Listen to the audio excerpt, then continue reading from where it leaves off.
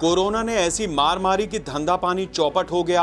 लोग 2 महीना घर में बैठ गए। शुरुआत में मौज लगी, लेकिन धीरे धीरे जिंदगी कोरोना की मौजों में घिर गई। अब अनलॉक का दौर है। पहले अनलॉक 1 हुआ, फिर अनलॉक 2 हुआ। धीरे धीरे सब कुछ खुल गया। जब खुला तो ऐसा खुला कि कोरोना का कहर भी खुलकर सामने आ गया।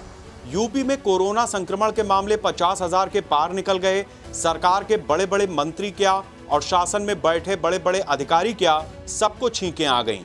कुछ क्वारंटीन हुए, कुछ का इलाज अस्पताल में हुआ, लेकिन अब तक जो नहीं हुआ वो कोरोना का इलाज है।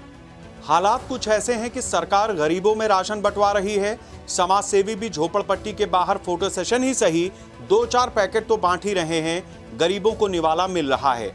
निवाला उनको भी मिल रहा है जो धन्ना सेठ हैं। रखा हुआ काला सफेद सब इस्तेमाल हो रहा है, लेकिन फंस गया मध्यम वर्ग का आदमी, जिसकी तनख्वाह हो सकता है कोरोना काल से पहले लाखों में रही हो। उसने बढ़िया घर खरीदा, कार खरीदी, बच्चों का एडमिशन कराया और फिर जो कमाया उससे जिंदगी किश्तों में काटने लगा। जब कोरोना आया तो पहले डराया, फिर घर में बंद कराया, फिर ठट्ठा लगाया और मध्यम वर्ग को उसकी हैसियत याद दिलाया। कम से कम लखनऊ के इंदिरा नगर इलाके से सामने आया मामला यही बता रहा है। एक शख्स 10 लाख की गाड़ी में आया, पूरा दम लगाया, सीसीटीवी पर भी नजर घुमाया, लेकिन फिर वही किया जो वो करने आया।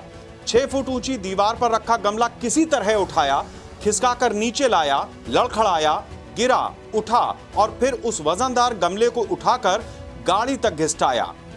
बंद कार की पहले से खुली डिक्की में गमले को हटाया, पत्तियों शाखाओं को सहेजकर डिक्की के भीतर का रास्ता दिखाया। डिक्की बंद करने को जोर लगाया, कामयाब नहीं हुआ तो फिर लौट के आया।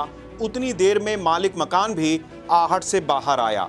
घर में गमले की चोरी देख मालिक मकान का दिमाग चकराया, पूरी ताकत से दौड़ लगाया, लेकिन अफसोस गमला चोर ने कार का दरवाजा खोला, चाबी घुमाया, एक्सीलेटर दबाया और फुर्र।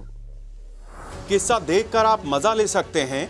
उस मालिक मकान को अफसोस भी हुआ होगा, लेकिन क्या पता जो लाखों की गाड़ी से गमला चोरी करने आया उसकी मजबूरी क्या होगी।